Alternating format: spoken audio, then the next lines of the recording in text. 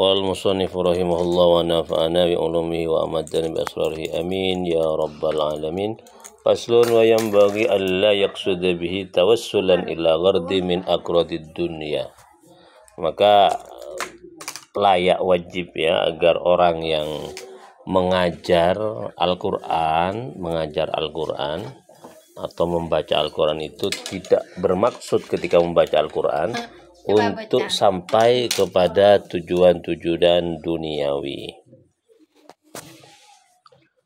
Faslun wa yanbaghi alla yaqsuda bi tawassulan illa ghardi min agradid dunya mim malin aw riyasa aw wajaha aw irtifa'a ala aqrani aw thani indan nas aw syarfi wujud nas ilaihi aw nahwi dzalik.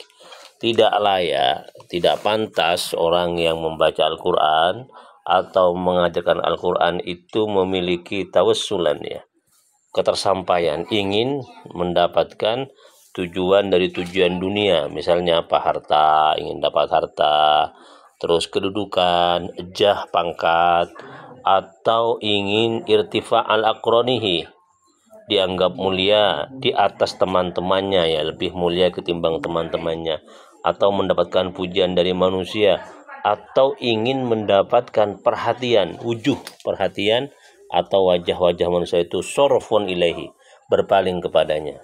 Nggak boleh.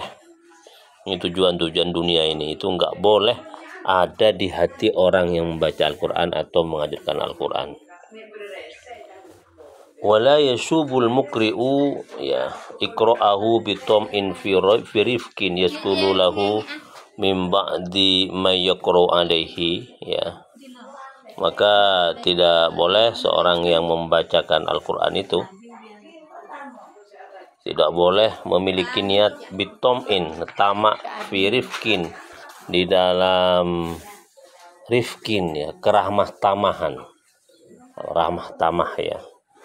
Yahsululahu min ba'di may yaqra'u alaihi ya, yang ia dapatkan dari sebagian orang yang ia ajari baca Al-Quran. Sawaun kana arifku malan ya, baik keramah tamahan itu berupa malan, harta, nggak boleh, au khidmatan, pelayanan, wa ingkola, atau yang lebih kecil dari itu, walau kana ala suratil hidayah allati laula qira'atahu alaihi lama ahdaha ilaihi. Yang lebih kecil misalnya seperti apa?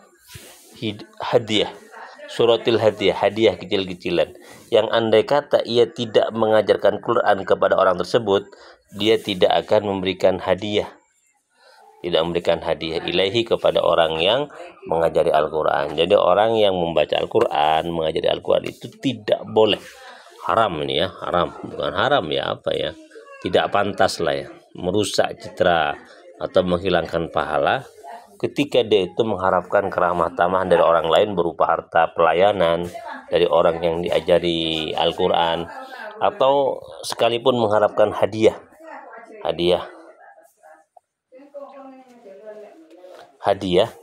yang kalau dia tidak diberi hadiah ini ya, orang si guru ngaji itu tidak akan mengajarinya Al-Quran, itu nggak boleh itu ya. Misalnya Al-Quran minta gaji, mengharapkan gaji, di sini nggak boleh. Andai kata nggak dikasih gaji, misalnya nggak dikasih hadiah oleh murid siswa yang diajari Al-Quran, kemudian sang guru tidak mau mengajarinya, itu tidak boleh itu. Qala ta'ala, ini dalilnya ini.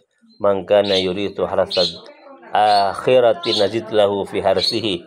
Barang siapa yang mengharapkan hasil akhirat, maka akan saya tambah baginya hasilnya. Jadi amal perbuatan bagus seperti ngaji Al-Quran atau mengajari Al-Quran dengan harapan dapat pahala di akhirat, maka nanti kebaikan-kebaikannya ditambah oleh Allah Subhanahu wa taala. Wa man kana yuridu harsad dunya nu'ti minha wa ma lahu fil akhirati min nasib.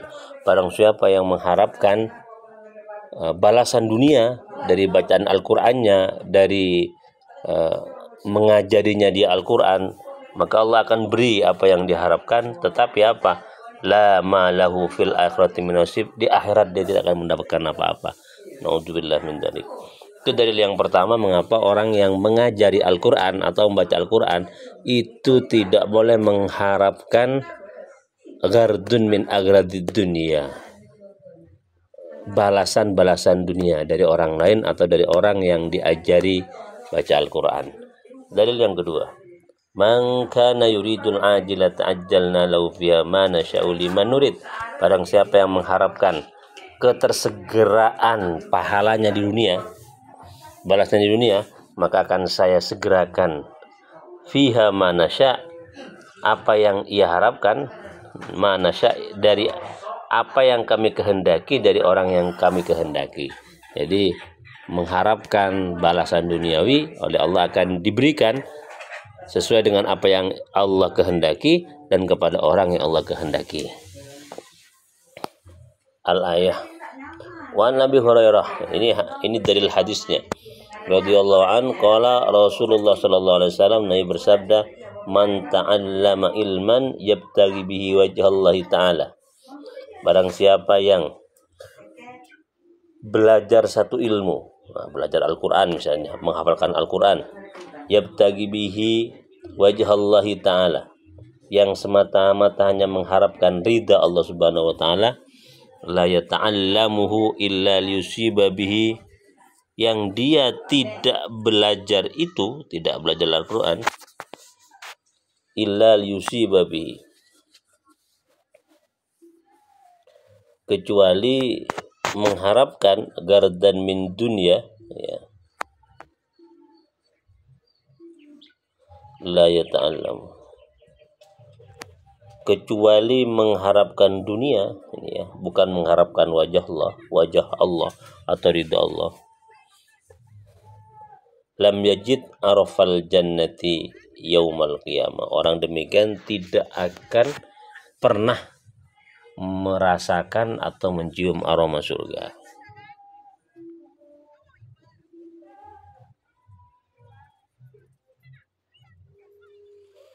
Jadi mestinya orang yang belajar ilmu Al-Quran, ilmu agama itu tujuannya adalah wajah Allah, ridha Allah.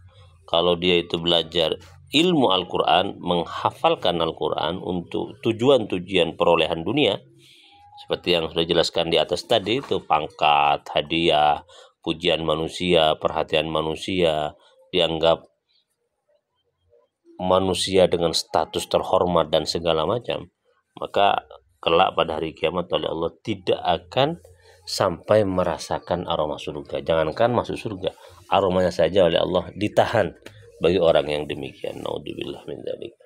Rawahu Abu Daud bi isnad sahih.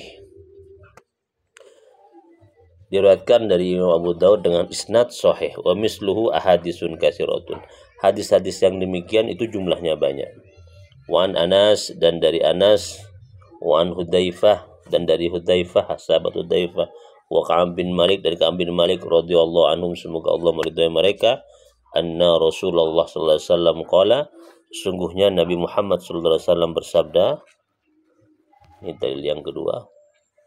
Man talabal ilma, barang siapa yang mencari ilmu Al-Quran, membaca Al-Quran, menghafalkan Al-Quran, pokoknya ilmu-ilmu apa saja termasuk ilmu Al-Quran, liyumari bihi as-sufaha au yukatsiru bihi al-ulama, hanya tujuannya berdebat untuk mengalahkan orang-orang yang bodoh, atau yukatsiru bihi al-ulama, untuk menyaingi para ulama, au yasrifu bihi wujuhan nas ilahi, atau memalingkan perhatian manusia kepadanya hanya untuk mendapatkan perhatian atau apresiasi dari manusia, falyatabawwa maq'adahu minan nar, maka siap-siaplah tempat duduknya adalah dari neraka. Rawahu Tirmidzi min riwayati Ka'ab bin Malik wa qad adkhalahun nar, di dalam riwayat Ka'ab bin Malik bahasanya itu adkhalahun nar, memasukkan orang itu, Allah memasukkan orang itu an-nar, ke dalam api neraka. Bisa dibayangkan, cari ilmu itu merupakan hal yang berharga, tetapi niatnya keliru, maka ternyata balasannya adalah neraka. Naudzubillah min dzalik.